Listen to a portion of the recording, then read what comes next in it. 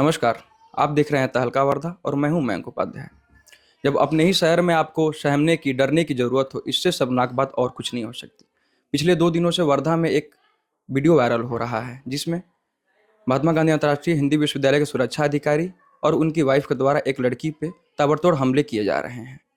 हम वर्धा जिले में पीड़िता रुचिका से बात करने आ जाए हैं और हमें रुचिका जी सारी घटना पे एक प्रकाश डालिए और सारी घटना पे माइन्यूटली बताइए हमें कि हुआ क्या है। शुरुआत से बताना है जी मुझे कि उसके पहले जो मेरे साथ हुआ वो भी जी बताना जी। आपको तब से बताना है कि ये प्रकरण में आप आई कैसे, है। आपके साथ क्या क्या घटनाएं हुई, कौन कौन इसमें संलिप्त थे और कैसे आपसे आपके साथ कौन कौन दुर्व्यवहार किए। ये जो घटना हुई है, मुझ पे जानलेवा हमला हुआ है, वो 18 तारीख की थी। लेकिन उसके पहले दिन सुबह 17 तारीख को, जब मैं ट्रेनिंग देके अपने क्लाइंट से घर से वापस आ रही थी अपने घर पे सुबह, तो बुरांडीले आउट के तरफ, जहाँ से मेरे घर का भी रास्ता जाता है, तो वो रास्ते पे मैं आ रही थी मोपेड लेके, अपनी गाड़ी लेके। और सामने से टर्निंग से एक इंसान आया कार लेके। तो मैंने भी हॉर्न बजाया, और जब मुझे कार टर्न होते दिखी तो मैंने रास्ते पे गाड़ी साइड में लेके रोक दी। और वो इंसान को जब मैं दिखी तो उसने रोक के बिना मुझे आके ठोक दिया, और मैं खड़े खड़े गाड़ी से नीचे गिर गई, जबकि मेरी गाड़ी लेफ्ट साइड पे एक घर के गेट के पास थी। और बाद में जब मैं गिरी तो लोग आए उठाने। उसके बाद जो इंसान कार से निकला वो अपनी गाड़ी की स्क्रैच देखने लग गया और मुझे उठाया नहीं।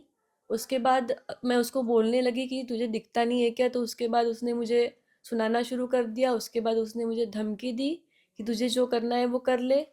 तो मैं अपने घर पे फ़ोन लगा रही थी अपने मम्मी और भैया को। तब तक उसने गाड़ी पीछे ली, और उसके बाद उसकी वाइफ वहाँ से निकली। उसको वाइफ मेरे से बात करने आ गई, उलझाने लग गई। और जब मैं उसको रोक रही थी कि तू यहाँ से जा मत, मैं अभी बुलाती हूँ मेरे घर वालों को, और मैं साइड पे खड़ी थी, मेरे पैर से चलना नहीं हो रहा था, तो मैं साइड पे खड़ी थी, उसने ज़ोर से कार मेरे शू के ऊपर से उसके कार के चक्के गए, और वो जल्दी से सामने गया, उसकी वाइफ बेटे और निकल गए। तो ये सब हुआ। उसके बाद मेरे मम्मी और भैया आए उस जगह पे। तो सब लोगों ने बताया कि इसकी गलती नहीं थी, उसने ठोका है। उन लोगों ने ये भी बताया कि वो जो इंसान था, उसका गाड़ी नंबर मैंने फ़ोटो निकाल लिया था, वो इंसान उसी जगह पे वही एरिया में रहता है, एक टर्न लेके छोड़ के वो रास्ते पे, और वहाँ पे वो रेंट से रहता है। तो फिर हम यही इंफॉर्मेशन लेके पुलिस थाने पहुँचे 9 बजे के पहले। उस रामनगर पुलिस थाना। हाँ, रामनगर पुलिस स्टेशन। तो वहाँ पे जाके हमने सबसे पहले बताया, तो उसमें 1-2 घंटे हमने ये सब इंफॉर्मेशन दिया। उसके बाद गाड़ी का फ़ोटो दिया, नाम ढूंढ के दिया, और उसके बाद उन्होंने जो कंप्लेंट है वो लिखना शुरू कर दी। तो हमने एफआईआर दर्ज कर दी। उसके बाद उन्होंने नंबर लिया, गाड़ी का नंबर देख के फ़ोन नंबर पे फ़ोन किया, तो उनके पापा ने बात की, जिसका नाम युवराज आम्बटकर उसके नाम से गाड़ी थी। और वो गाड़ी वाले को फ़ोन किया तो वो बता रहे थे कि मेरा लड़का शादी में जा रहा था, तो जल्दी में था, तो वो चला गया। और उसने बोला है कि कुछ भी हुआ नहीं था, इसीलिए मैंने ध्यान नहीं दिया, और मेरे को गुस्सा आया तो मैं जल्दी से निकल गया। उसके बाद उसका एक रिलेटिव आया पुलिस स्टेशन में, जिसने पहले पुलिस वालों से बात की। उसके बाद वो बोले कि हमें आपको अगर बात करनी है तो बात कर लो, वो आए हैं बात करने। मेरा भाई और मैं जब उसके साथ बात करने के लिए बाहर गए, तो उसने बात शुरू करी और बोले, देखो कि तुम लोगों को कुछ फ़ायदा होने वाला नहीं है, कुछ कोर्ट में जाके खर्चा मिलने वाला नहीं है, उल्टा तुम लोगों को परेशानी होगी, और ऐसा मत करो। हमें बहुत मतलब समझाने की कोशिश की। उसके बाद वो हमसे तू तू में बात करने लग गया, और हमको बोलने लगा कि ऐसे बेल बुद्धि वाले काम मत करो, हमारा कुछ नहीं बिगड़ेगा, कार इंश्योरेंस है तो हम ठीक कर लेंगे, उसके बाद जो होगा फिर तुमको परेशानी होगी। तो मेरा भाई जब ये सुन रहा था तो उसने बोला कि ये अच्छे से बात नहीं कर रहा है, हम पे दबाव डाल रहा है, धमकी दे रहा है। तो हमने कहा कि आपको नहीं सुनना है। फिर पुलिस वालों ने बोला कि आप कंप्लेंट कर दो, तो हमने एफआईआर कर दी। उसके बाद हम एफआईआर करके घर आ गए, तो पुलिस स्टेशन से फ़ोन आया फिर से कि आपका मेडिकल करने जाना है। तो हम मेडिकल करने फिर मुझे बाइक से बुलाया, फिर से बिठा के, जब से पैरों से चलने नहीं हो रहा था तब भी। उसके बाद मुझे एक आरोपी थी वहाँ पे जिस पे बहुत सारी केसेस थी, उस औरत के साथ मुझे बिठा के सरकारी हॉस्पिटल लेके गए, और ना वहाँ पे कोई व्हीलचेयर लगाई कुछ भी। और वहाँ पे सीटी स्कैन के लिए लेके गए।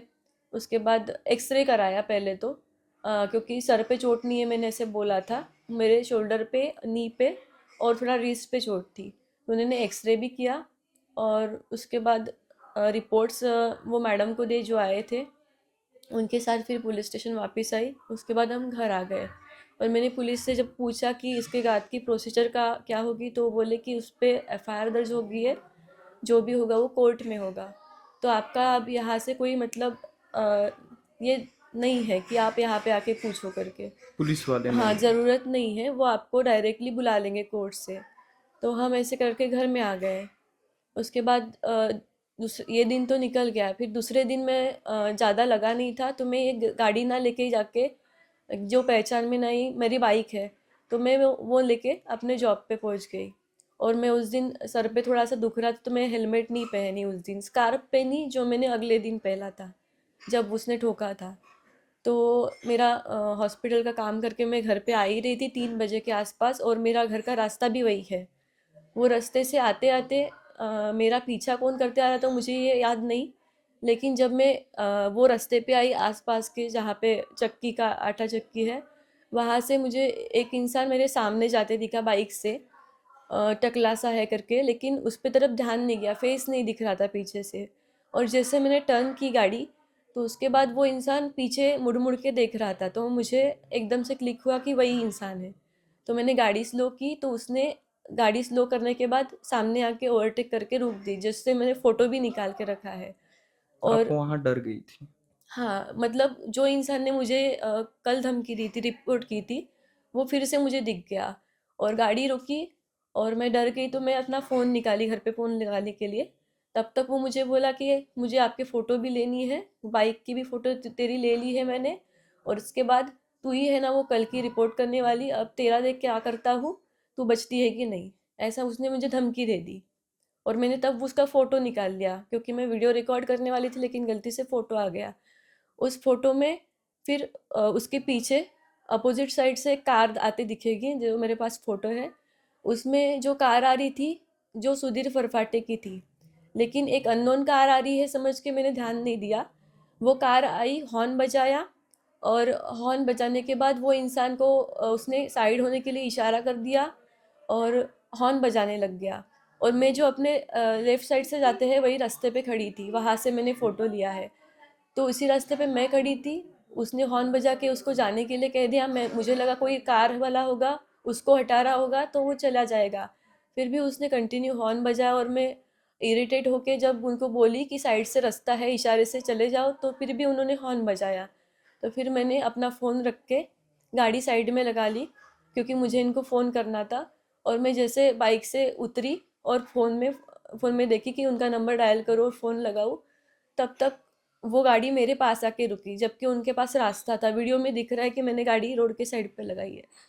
वो आके रुक गए मेरे सामने, और वहाँ पे ड्राइवर सीट पे सुधीर फरपाटे जो बैठा था, वो, उनको मैं नहीं जानती हूँ। और वो शायद मुझे जानते होंगे, देखा होगा, मुझे पता नहीं था। और मुझे ये भी नहीं पता था कि इस मामले का कोई इससे रिलेशन है करके। तो मुझे लगा सिर्फ ये कोई इंसान होगा, मुझे बोल के चला जाएगा। तो मुझे बोलने लगा कि कब से हॉर्न दे रहा हूँ, सुनाई नहीं दे रहा है क्या, तू रास्ते पे क्यों खड़ी है।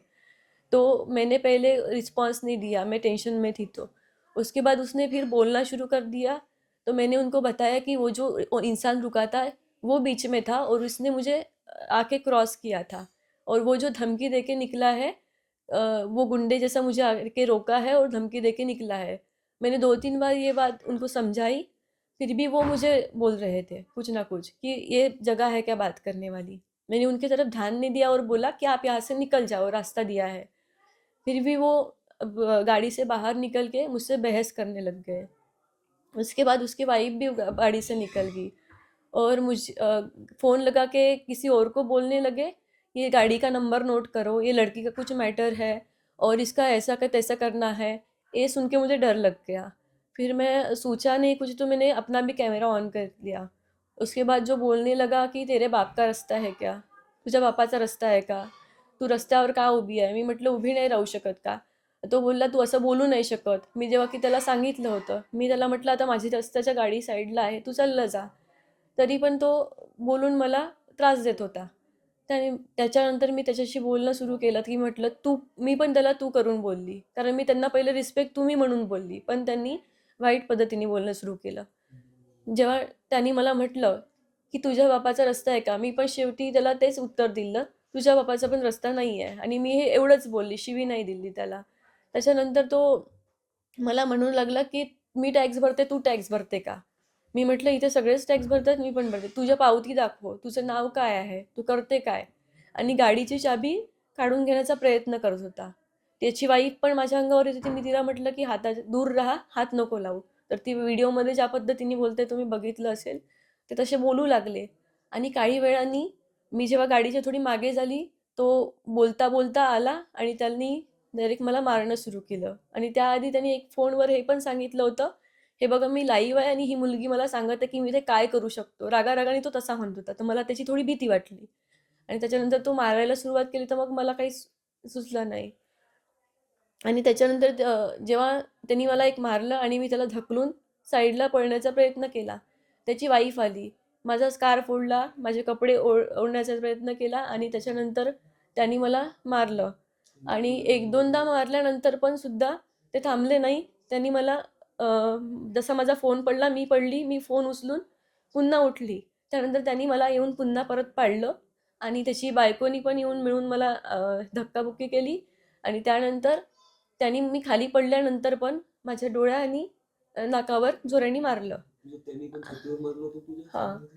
आणि त्याच्यानंतर आणि मला इतके दोघंही जण पकडत होते, की मला सुचत नव्हतं मला कुठे लागत आहे. तर मला फेस पण वाचवता आला नाही.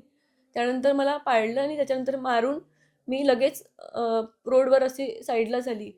तर मी थोड्या सेकंडसाठी मला दिसत नव्हतं, बेहोश झाली होती. त्यानंतर मला लगेच कळलं, काहीतरी जाणवलं. तर माहीत पडलं, की माझ्या नाकातून रक्त लागलं आहे आणि डोळ्यांनी एकदम दिसणं बंद झालं होतं. त्याच्यानंतर मी थोडी उठली आणि माझ्या हातात जो फोन होता पडलेला, मग त्याला मी रेकॉर्ड करणं पण सुरू केलं. जसं काही जसा मला कॉल तर लावता आला नाही, पण रेकॉर्डची बटन ऑन होती व्हिडिओची, ते मी ऑन केली आणि रेकॉर्डिंग सुरू झाली. त्याच्यामध्ये पण मी दिसत नाही आहे, पण ते रोड वगैरे दिसत होता. हे लोकं मला बघून चालले जात होते आणि जाताना त्यांनी मला धमकी पण दिली होती, की पाहून गेले होते, की मला रक्त सांडतंय म्हणून आणि धमकी पण दिली होती, की आता तू बघ म्हणून. आणि त्याच्यानंतर मी उठू नव्हती शकत. त्याच्यामुळे मग माझ्या हातात जो फोन होता, त्याच्यामुळे मी रेकॉर्ड केलं होतं, की मला लागलं आहे आता मी बघू शकत आहे, तर मी रेकॉर्ड करून ठेवते. माझे घरचे आले नव्हते तोपर्यंत आणि मी वाचवा म्हटलं तर कोणी म्हणजे आले नव्हते मधात उचलायला. मग कोणीतरी आलं, पाणी पिते का विचारलं आणि मग मला साईडला उचलून ठेवलं रोडच्या बाजूला आणि तेवढ्यात ते चालले गेले. तोपर्यंत मग माझी आई आणि भाऊ आले तिथे आणि ते आल्यानंतर त्यांनी बघितलं, की जो व्यक्ती बुलेटनी मला अडवलं होतं, अगोदरच्या दिवशी कंप्लेंट केली होती, तो कार घेऊन आला त्याच्या घरी बुलेट ठेवून आणि तो कार म्हणून बघत होता. आणि दादांनी म्हटलं, की "तोच आहे का?" त्यानंतर तो पळून गेला आणि हे लोकं पळून गेले. त्याच्यानंतर मी तिथून पोलिसांना फोन लावले, कारण त्यांनी मला आधी फोन केले होते पंचनामा करायला यायचं आहे म्हणून. पण त्यांनी तिथे पोहोचले नाही. मी थांब म्हटलं यांना, पण माझी कंडिशन नव्हती, तर यांनी मला सरकारी हॉस्पिटलमध्ये घेऊन गेले मी आणि थांबा तिथून म्हणे आपण पुस्तकं घेऊ. तिथून मला गेल्यानंतर थोडं ड्रेसिंग, इंजेक्शन्स लावले आणि सीटी स्कॅन केली. त्याच्यामध्ये त्यांना वाटलं डोक्याला इंजुरी आहे म्हणे, तर तुम्ही सेवाग्रामला शिफ्ट करा आणि त्यानंतर नाक फ्रॅक्चर आहे म्हणे, डोळ्याला पण थोडा इंजुरी आहे म्हणे. तर मला ॲम्ब्युलन्सनी सेवाग्रामला घेऊन गेले आणि सेवाग्रामला गेल्यानंतर ते ट्रीटमेंट सुरू झाली त्या दिवशी आणि तिथे मग माहिती पडलं की नाकाला फ्रॅक्चर आहे. ते एखादा महिना रिकवर व्हायला लागेल म्हणून. त्याला सर्जरीची गरज पडणार नाही आणि मला डोळ्यांनी ब्लड दिसतंय. व्हिजन क्लिअर नाही आहे आणि डोळ्यात रक्तही गोठलेलं आहे. आणि एवढं असून मी तिथे ॲडमिट होती. मग माझा भाऊ तक्रार करायला गेला तर पोलिसांनी सांगितलं की आम्ही तिथेच येऊन तक्रार घेऊ आणि त्यानंतर मग आम्ही रात्री किती वाजता घरी आलो मला माहिती नाही. त्यानंतर आम्ही घरी आलो आणि परत दुसऱ्या दिवशी मग 3 वाजले होते. त्यांनी तक्रार केली असेल माहिती नाही आणि दुसऱ्या दिवशी पंचनाम्यासाठी आले होते. तेव्हा तिथल्या लोकांनी सांगितलं होतं की चुकी नव्हती असं होतं वगैरे.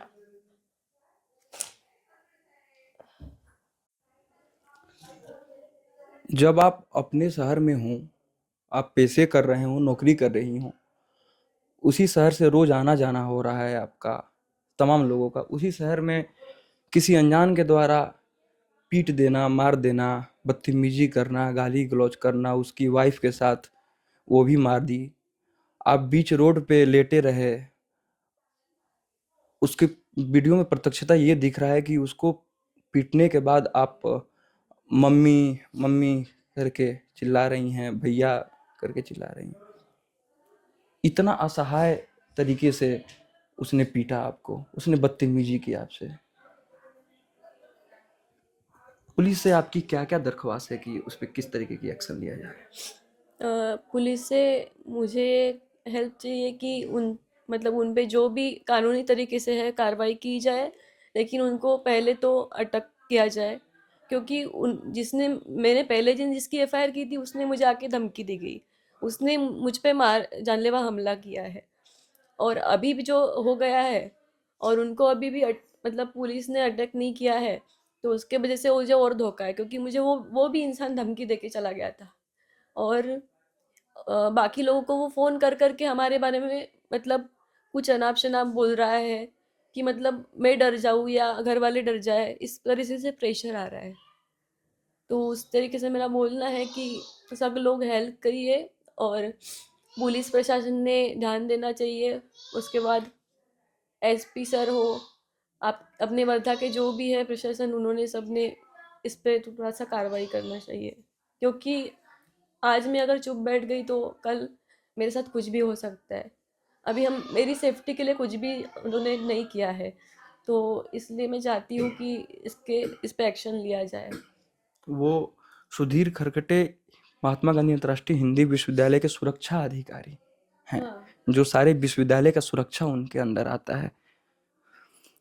वो बाहर के शहर शहर में किसी लड़की को मार रहे हैं, उनकी वाइफ मार रही हैं, बच्ची को धमका रहे हैं, गंदे गंदे गालियां दे रहे हैं। रिपोर्ट में साफ जाहिर है कि ब्लड विजन आंख से आपको ब्लड विजन दिख रहा है, हमें प्रत्यक्ष दिख रहा है कि आपकी आंख कितने लाल हैं। आई और रेडनेस की रिपोर्ट में है, वोमिटिंग्स हैं, काफी ब्लड आपका आया फ्रैक्चर है है ना। और नाक से खून बहा है। हाँ। इतनी सारी चोटें आने के बाद भी फिर भी आप लड़ रही हैं उसके खिलाफ आप सहन कर रही हैं। उसको किस तरीके से विश्वविद्यालय प्रशासन उस पर क्या कार्रवाई करे, पुलिस क्या करे, और जनता, वर्धा की जनता से आपका क्या मांग? उस पे जो है कार्रवाई पुलिस तो करेगी, लेकिन जहाँ पे हिंदी अंतर्राष्ट्रीय विद्यालय जो है सेंट्रल गवर्नमेंट का आता है, तो वहाँ पे गांधी जी के विचारों से सब कुछ चलता है, जो कि अहिंसा का बताते हैं। तो मेरा ये बोलना है कि जहाँ पे अहिंसा को मना मतलब अहिंसा के दम पे चला जाता है, वहाँ पे ये इंसान, जैसे मैंने पहले भी सुना है, बहुत लोगों ने बताया है कि इन लोगों ने वहाँ पे भी बहुत लोगों को टॉर्चर किया है, मारहानि की है, ये वगैरह और भी बहुत कुछ जो मैं नहीं बोल सकती। तो इस तरीके से वो लोग भी मुझे बोल रहे हैं कि आप भी मतलब आप एक अभी दरिया हो कि आप अ, मतलब हमारी भी हेल्प कर सकते हो, उस इंसान को ये दे सकते हैं सज़ा, अगर आप पीछे नहीं हटी तो मेरा यही बोलना है कि सिर्फ मेरे लिए भी नहीं, बाकी लड़कियों को भी कुछ भी कर सकता है, क्योंकि मैं एज ए फिटनेस ट्रेनर मैं फिट होके भी कुछ नहीं कर पाई अपने लिए, वेट्स उठाती हूँ, कुछ भी करती हूँ। जब कोई दोनों इंसान अटैक करते हैं आके, तो कोई कुछ भी नहीं कर पाता है। तो बाकी की लड़कियां जो भी मतलब अनएक्सपेक्ट जो हमला होता है हमारे ऊपर, तो बाकी की लड़कियां रहेगी तो वो तब क्या करेंगी। उसने बहुत सी लड़कियों पे भी एक जगह पे मारा है बोलते उसको, और वैसे भी हमला किया है, किसी ना किसी स्टूडेंट्स को टॉर्चर करते हैं, ये तक मुझे बताया है। और उस तरीके से मुझे लगता है कि सिर्फ मेरे लिए नहीं, लेकिन सबके लिए इंसाफ होना चाहिए। उसके मोहल्ले में भी कोई नाई का अच्छा नाम नहीं लेते, खरकटे का वैसा है बोलते वो डेंजर। और एरिया के भी सब लोगों ने बोला है कि ये हमारे लड़की के साथ भी हो सकता है, जो आज आपके लड़की के साथ हुआ है, तो उसको आप माफ मत करना। और मतलब मेरे सुधीर खरखटे जिस मोहल्ले में रहते हैं, हाँ, उस मोहल्ले के लोगों ने उनके खिलाफ क्या क्या बोला है?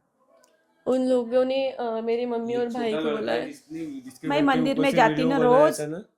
मंदिर में जाती ना मैं रोज, तो वो लोग बोल रहे थे क्या वो अच्छा नहीं है, उनको छोड़ना नहीं, हमारे साथ भी वैसे करता, ऐसे बोला उन्होंने। तो उन्होंने वो कहा सर, एक जो जहाँ पे इसका इंसिडेंट हुआ था ना, वहाँ पे छोटे लड़के थे, उन्होंने सब देखा था, मेरे को बताया। भैया बोले हमारे पे भी इन्होंने एक दो बार हमको धमकाया है बोले, और मारने को हाथ वगैरह उठाया था बोले।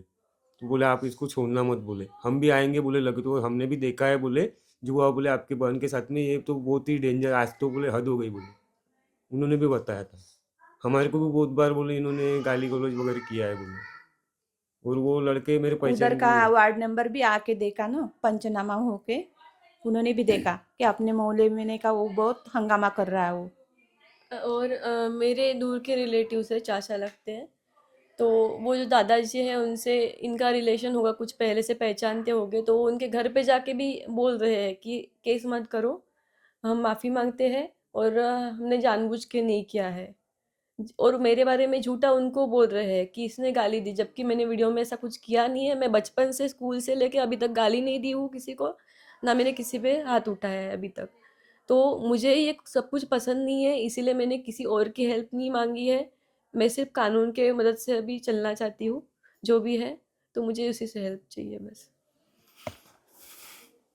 उम्मीद है कि विश्वविद्यालय प्रशासन, वर्धा प्रशासन दमनकारी सुधीर करकटे को एक सख्त सजा दे, उस पर कार्रवाई करे।